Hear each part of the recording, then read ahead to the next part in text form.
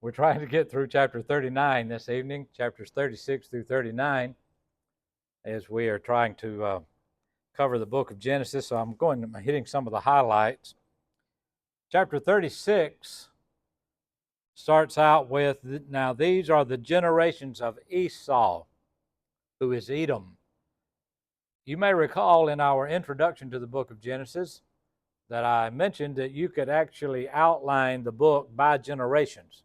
That's what the book is divided up by the various generations. So we have come to the generations here of Esau, but we're not going to deal with that a long time. That is, the Bible does not, because it's moving on. As we started out, who was the main character, human character, when we started out in the patriarchal age? Who was the first man? Adam. From Adam, who was the next man that we took some note of? The next one, Noah. And so we dealt with the situation, and so we're dealing with the patriarchs, and then we come to what man after Noah? Abraham. Okay, now then, after Abraham, Isaac. After Isaac, Jacob. So you have Jacob and Esau. And so this is where we are. We are about to finish up with Esau in this chapter as it gives the generations of Esau.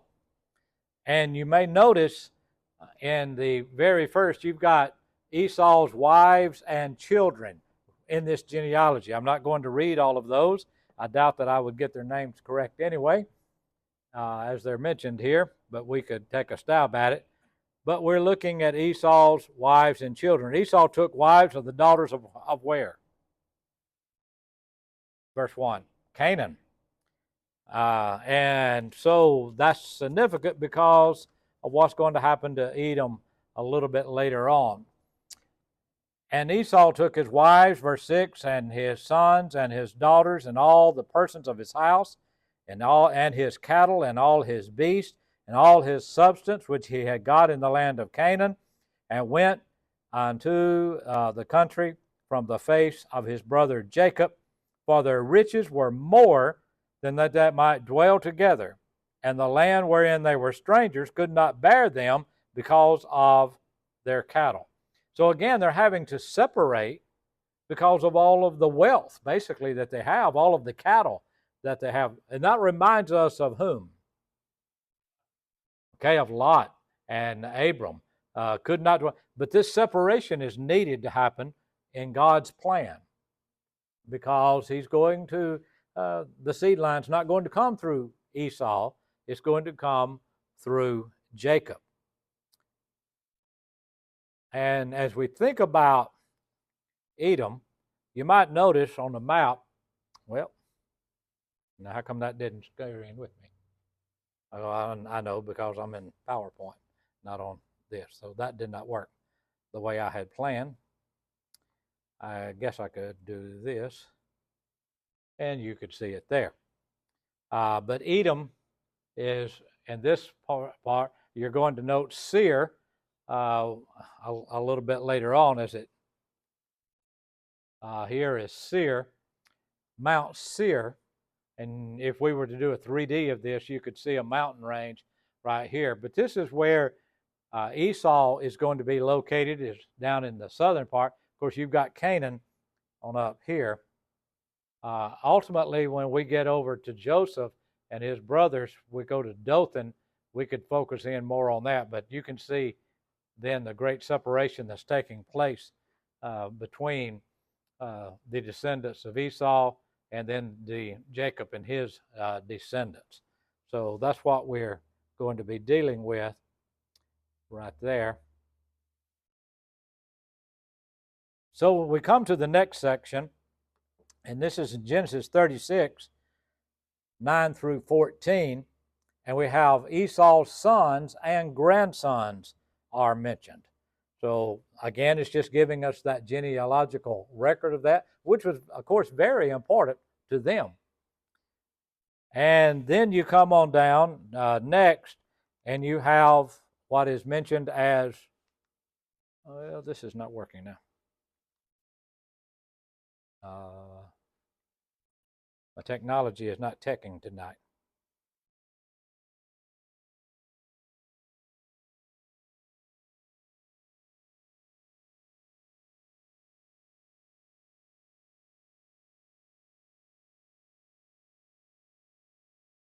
We have what is listed in the King James as the dukes. The dukes of Esau in verses 15 through 19. These were the dukes of the sons of Esau. The American Standard and other versions will say the chiefs.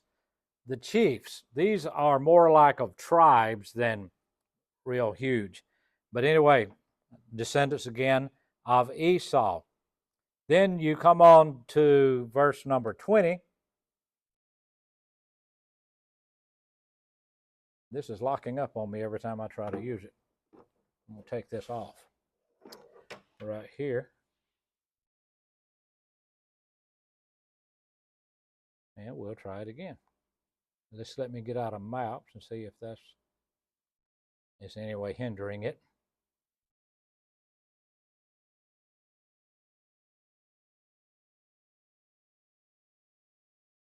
Then you have the Horite chiefs. That's in verses 20 through 30. Now these are the sons of this. I'm sorry. These are the sons of Ser, the Horite, who inhabited the land. You'll remember on the map I just showed you where Seir was located. Well, the Horites are those who lived there before. So what's happening is Esau is moving down here. Some of his wives, I think, had come from them. Now, why is that significant? That is significant because it's showing that the influence of the Canaanites that were down in this area, the Horites that were down here rather, they're going to more or less infiltrate over Esau's descendants. He's marrying into those. And these people, ultimately, it will lead to their demise. They depart from God more and more. And in fact, they exist for many years, even over till we come to maybe 800, 700 BC. We're reading of them in the book of Obadiah. Do you remember what the book of Obadiah was about? It is the destruction of the Edomites. And what was the Edomites' main problem for which they were going to be destroyed? They were going to be destroyed because of their pride. It was lifted up with pride. When you read the Obadiah, though you build your habitation, as it were, with the eagle's nest. In other words, you think you're so high, and you'll remember the rock that was there, how they dwelt in the rocks, and they thought they were impregnable. Nobody could take them, and so they're lifted up with their pride. And so God says, I'm going to bring you down, and you will be utterly destroyed. There are no descendants then of the Edomites.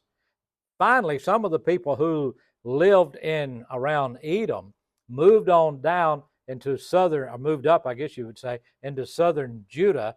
Do you know what they became known as? They became known as the Edumeans. The Edumeans. So when you look in your map and you look down just below Judah and you see Edumea, those are then would have been the descendants of Esau. The Herods, for an example, were Edumeans. Okay, so you're wondering where did these Herods come from? They weren't strictly Jewish people. They were descendants in a roundabout way then of Esau. But they're going to be destroyed. Well, this genealogical record that we have right here, I think, is the beginning of the end, although it would take many, many years for that, of course, to develop. Then, as you continue on, you have the kings of Edom mentioned, starting in verse 31. And these are the kings that reigned in the land of Edom before there reigned any king over the children of Israel. Now, this may present a problem to some people. Why would this present a problem? Number one, what would be the problem here? Critics of the Bible tell us then, notice it says, these were the kings of the Edom before there reigned any king over the children of Israel. So therefore, this book must have been written after Israel had kings. All right? Well, that's a problem then. Because who wrote this book? Moses. But the critics will say no. Moses couldn't have written this book. Because he mentions that there were kings in Edom before there were any kings of the Israelites. And so they've said maybe the documentary hypothesis that came about and maybe as late as 400 BC. We don't even know if Moses really existed. One of the translators of one of your modern versions says, we don't even know that there was a man named Moses. Tradition calls him Moses, so therefore we do as well. I find it interesting that he was one of the translators of a Bible. And, okay, anybody got any ideas along this line? How could Moses write that these are the kings that reigned in the land of Edom before there reigned any king over the children of Israel? Because the first king of Israel was whom? Saul, then David, then Solomon. So you're talking around 1000 BC, and we're looking at the time of Moses, which would have been earlier than that. And so, what do you think? Okay. God had foreknowledge. That's right. So if you believe in inspiration, you don't have a problem with this, do you? Someone look at Genesis 17 and verse 6 for us. Genesis 17, verse 6.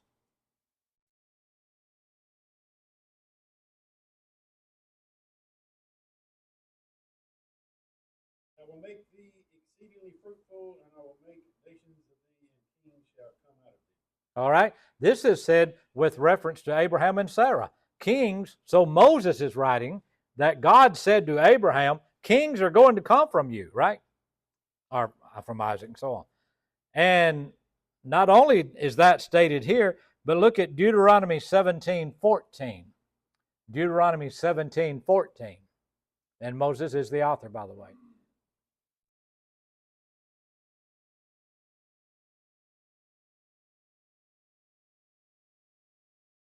When you come to the land which the Lord your God is giving you, possess it and dwell in it, say, I will set a king over me, let all the nations that are around me. Okay, Moses is predicting that when you get into the land and you get settled into the land, you're going to want a king.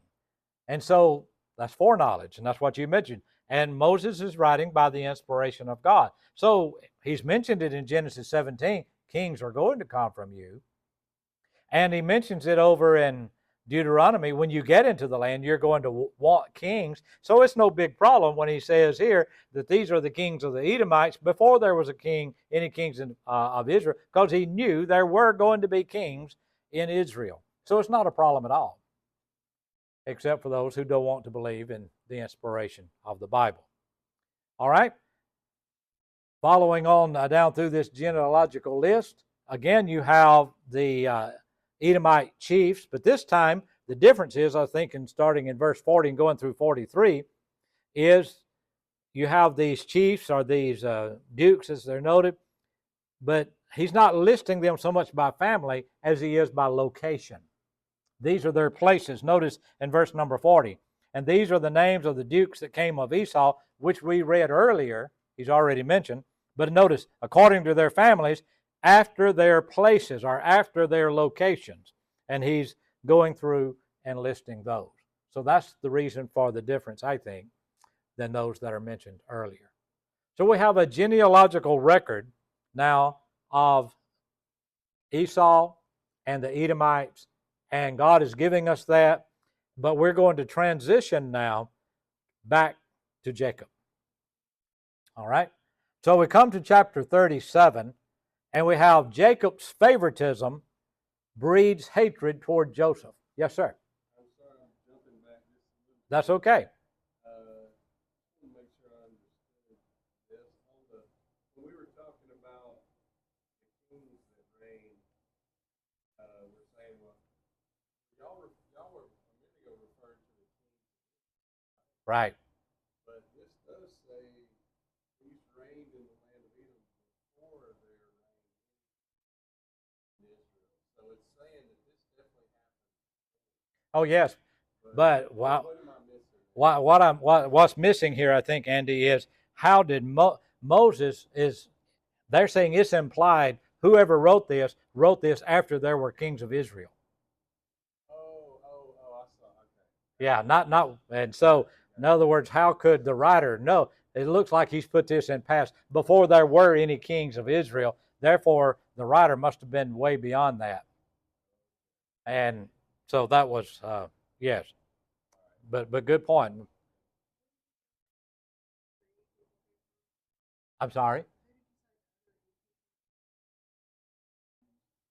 Oh, they were descendants of Esau as well. In other words, they inhabited that other land known as Idumea. And so the descendants then, as they're marrying and everything else, and finally they drift into Idumea. So they are descendants in that sense of Esau. I don't know, don't think so. Idumea, I don't have my map up here, but when you look on your maps and you come down below Judah, the tribe of Judah, ultimately you'll see Idumea. Those are the offspring of the Edomites who go there, and the Herods came from them of Idumea. But Edomites were ultimately destroyed. Mm-hmm.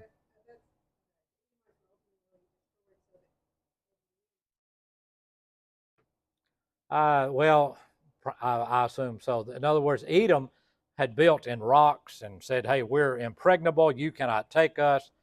But those Edomites, they were destroyed. You know, I don't think there are any pure Edomites anywhere anymore. Idumeans, and so those who intermarried and kept. That's kind of like a Russian today, or even Americans. You've got so many people who have intermingled with others. You know, am I a descendant of what? Of whom? You know, right? Okay. But Edom was going to be destroyed. And by the way, Israel was not. What I also, another point to realize, you remember when, what was his name, of Shechem? Not Nahor. He proposed to Jacob that we have an intermarriage. And because of the man who had taken advantage of Dinah, and so, and this king of that, if you will, or whatever, said, "Hey, we need to intermingle." And you see what could have happened if they had intermingled, and God was not going to allow that to happen. But there's the events that actually took place to keep them from doing that, and so I think that's but we don't want to spend too much time going all the way back over to there. So God was keeping the Abraham's seed pure. That's the reason why he says when you get into the land of Canaan, do not intermingle. Do not intermingle with these, because the Christ is going to come ultimately. And it's going to be interesting when we get to the on a little bit later on. Ooh, we're not going to get there unless I keep going, though, with Judah. All right. But Jacob dwelt in the land wherein his father was a stranger, in the land of Canaan. How old was Joseph? At this point, he's 17 years old. He was feeding the flock with his brothers or brethren. And Joseph brought up unto his father his brother's evil report. They're not living right. They're not doing right. And Joseph tells Jacob about it. And they don't like that. Not many people do if you're doing wrong and you get told on. But Joseph mentions this, but what had Jacob made for Joseph? Also, a coat of many colors. A coat of many colors. Why did he do that? He was the son of his old age. He loved him. And he's Rachel's son. And so therefore, there again, that breeds hatred from among the other brothers toward Joseph. And now then, when you go on a little bit further, you have the dreams of Joseph create more hatred and as well as envy. In verses 5 through 11, what was Joseph's dream that he had? The first one. Remember the sheaves? He said, my sheaf, in other words, gathering of the harvest here into sheaves, and my sheaf stood up. And what all the other sheaves do? They bowed down. And, well, the brothers didn't like that. And then he has another dream. Here's the sun and the moon and the stars. And, of course, he's the sun. And his father and his brothers are going to bow down to him. Well, Jacob didn't like that, that one. Are you meaning that your mother and I, as well as all your brethren, are going to bow down to you? Now, there's also a little difficulty here because his mother's already dead. I take it to mean that the family, then. The family. You mean the family's going to bow down to you? That happens a little bit later on, doesn't it? Toward the end of this book, when they all come to Egypt. Well, God is revealing some things, and they just didn't know it. But the brothers envied him. That means they're hating him. And so now then, in the verses 12 through 22, Joseph is sent to learn the welfare of his brethren. And the brothers plan to do what when they see him coming? They're going to kill him. They're going to kill him. Hopefully you've read this already, but he comes down. He can't find them. And he says he's over there in Dothan. Now, it's not Dothan, Alabama. But I showed you where Dothan was on the map a little bit earlier. I've clicked off the map in case it was interfering with some of this. But at any rate, he had gone to Shechem, and then he travels on up to Dothan, which is about another 17 miles as I calculated it today. So that's a lot of miles by feet, isn't it? That he's trying to find his brother. But he gets there to check on the welfare of his brethren, and his brothers see him coming, and so they said, you know what? Let's kill him, and let's see what will become of his dreams. So they intended to kill him. However, there's another plan that happens.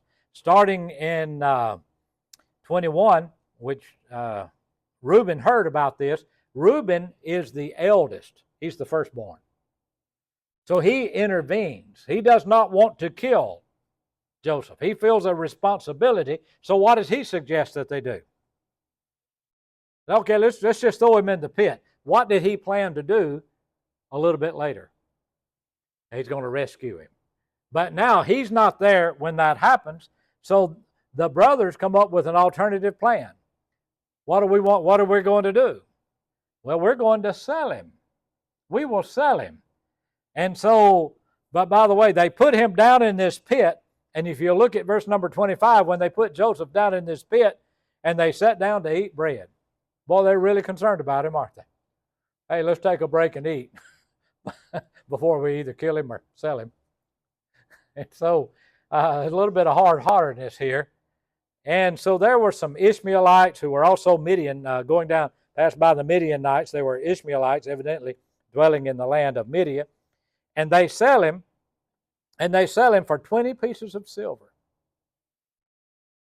And so now then Reuben returns. And when Reuben returns, he finds out that Joseph is not in the pit anymore. What am I going to do? Well, he doesn't reveal to his father what happens. The child is not, and whither shall I go? So they take Joseph's coat, that coat of many colors, and they take the kid of the goats and dip the coat in the blood of that kid, that is, of that goat. And they brought it back to his father, and they said, is this your son's, is this Joseph's coat? And he sees that it's torn, and he sees all this blood, and what does Jacob believe? He's dead. An animal has killed him. Here's the evidence. This is a great example that a person can believe a lie. He's got false evidence. Now, he believes the evidence is true, but he drew a conclusion that's not actual here. But there's so many examples of this. But at any rate, they try to comfort him. Notice how much he believes it. In 37 verse 35, I will go down into the grave and to my son mourning. Thus his father wept for him. He could not have wept any stronger if Joseph had been dead, which again illustrates that our emotions and our feelings can be wrong. But it's based off the information that we receive. We've got to make sure that the information we receive is indeed genuine. Now we come to chapter 38, and we're going to have just a kind of like a interruption in this. Joseph he's been sold to these Midianites. Jacob's been deceived. Now then we learn something else about Judah. And that's not really good as we go. Judah and Tamar. We have Judah's family in verses 1 through 11. And it came to pass at that time that Judah went down from his brethren and turned into a certain Adulamite, whose name was Hira. And Judah saw there a daughter of a certain Canaanite, whose name was Shua, and he took her and went in unto her. He marries her. Verse number 12, she is called his wife. Well, she conceives, and she bears a son, and his name is And she conceived again and bare a son, and she called his name Onan. So here's Judah's two sons. And she yet conceived again and bare a son, and she called his name Shelah. Well, Judah took a wife for firstborn, whose name was what? Tamar. That's going to be significant. Tamar. And Judah's firstborn, was wicked in the sight of the Lord, and the Lord slew him. Well, that's all that I know anything about that is, but so he's dead. And Judah said unto Onan, go in unto thy brother's wife, and marry her, and raise up seed to thy brother. Now we learn that this is law in Deuteronomy 25. And we learn that the Sadducees tried to trip up Jesus in Matthew chapter 22 over this, about the man who, the woman who had, 7 husbands? And somebody should have checked the cooking on about the 4th or 5th one, I guess. Something's going on here that's extraordinary. And so, but at any rate, and Onan knew that the seed should not be his, and so when it comes time, he does not allow her to conceive. And so the thing he did displeased the Lord, and the Lord slew him. Now, what son is left? 2 of them have died, and Onan, Shelah. Shelah's too young at this point, though. And so therefore, he says, you wait, tells Tamar, now you wait until Shelah is grown, then you can marry Shelah, and you will continue then the seed line. All right, so a lot of time goes by. And this is verse 12, and in the process of time, the daughter of Shua, Judah's wife, died. So, okay, now he's a widower. And Judah was comforted. He went up to the sheep shearers to Timnath, he and his friend Hiram the Adulamite. Well, time has gone by, and what's happened is that Judah does not initiate this wedding that he said would take place with Shelah. That is Shelah and Tamar. So Tamar learns where Judah is, and she disguises herself as though she is a harlot. Knowing that Judah is going to pass by that way, this is not a good report on Judah, obviously, nor necessarily on Tamar. This is not a sin of desire on her part, but rather to get him to see he's not fulfilled what he promised would happen. And so therefore she disguises herself, and so therefore Judah does not know who she is. And so therefore she wants a payment. In other words, acting like a prostitute. Well, what will you, until you give me that kid of the goats, until you go get that, what security will you give me until you bring those items? Well, the bracelet and his staff and so on. And so while he's gone, she leaves. And then when he sends this by his friend, they said there was no harlot here. There was no prostitute here. And so he's lost his staff and his bracelet and all of this. Well, Tamar has it. And it's later on, months go by, someone tells Judah that Tamar is pregnant. And what does he want? What does he say ought to happen to her? Well, you bring her here and what? Let her be burnt. Well, that's the pot calling the kettle black, isn't it? Let her be burnt. And she sends the security that he had given and said, the man who owns these, that's the man by whom I'm pregnant. Her father-in-law. And he says, she's more righteous than I, because he had not fulfilled his responsibility. So you have then the birth of Pharez and Zerah, because she's going to bear twins.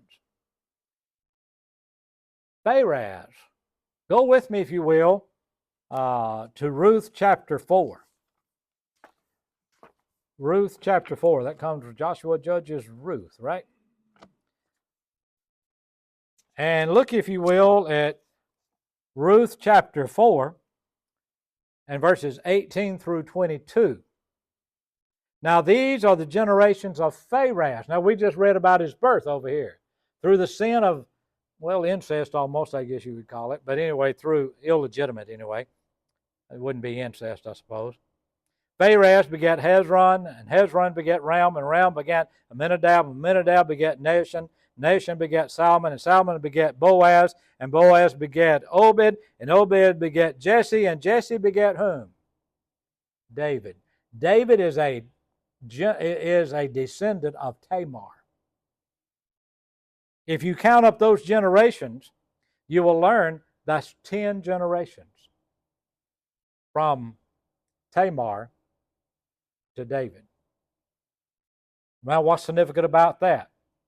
The significance of that is, in Deuteronomy 23, in verse number 2, it says that an illegitimate child shall not enter into the congregation of the Lord's people until the 10th generation. David is that 10th generation. What's also significant then, David said, as is recorded in Psalm 122 in verse number 1, I was glad when they said unto me, let us go into the house of the Lord. No one for the 9 generations before him could not do it. Until the 10th generation. I don't know if David had that in mind, but another thing, as our time is running out, in Psalm 51 in verse number 5, it says, in sin did my mother conceive me. This could be going all the way back to that 10th generation, you see, that we've talked about. By the way, it didn't say that David was born a sinner, as the NIV translates it, and unfortunately, the NIV, and at least before they updated it, said that I was born a sinner even from my mother's womb. Well, that's not what David says. He says, in sin did my mother conceive me. Whoever the mother is, whether it was his mother or someone in the genealogical record of his mother, you see, he is saying, sin's been all around me. This is his repentance of his sin with Bathsheba, is what it is. He's just saying, sin's been a part and around me for a long time. And he's acknowledging that. And so that's some of the significance of the things that we're studying about here in Genesis. But what we've done then, we looked at the generations of the Edomites. And then we also have what happens as far as Joseph. Where is Joseph going to be carried? After he's sold? He sold him to the Midianites, but who are they going to sell him to? To Egypt. That's how we learn then that the children of Israel are eventually going to get into Egypt. And so we're going to transition here a little bit from a main character being Jacob, even though he's still alive, and it's going to become Joseph. And it will end with that. All right?